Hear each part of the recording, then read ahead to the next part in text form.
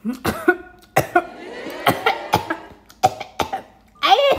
ni saya nak masak cili pan mi. Bahan dia ni semua lengkap Ada ikan bilis, ada minyak, cili dengan kecap. Semua lengkap. Cuma kalau nak tambah telur je lah. Dah siap. Apa lagi? Makanlah. Telur ni tambahan optional. Ikan bilis ni memang dia dah lagi siap dah. Telur dengan yang daun bawang ni je tambahan. So, kita rasa. Bismillahirrahmanirrahim.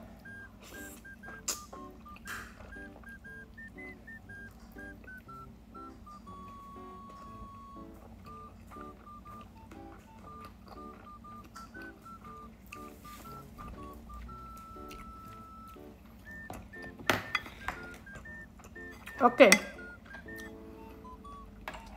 Jujur ini memang perfect combination. Tak payah tambah apa-apa dah. Rasa dia memang padu gila.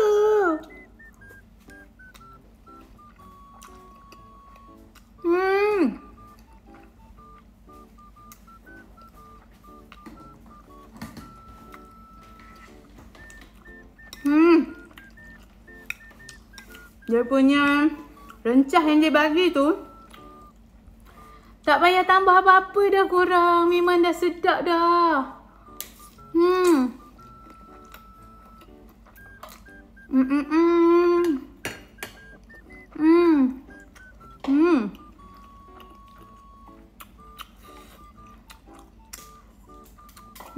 Memang dah sedap korang. Serius.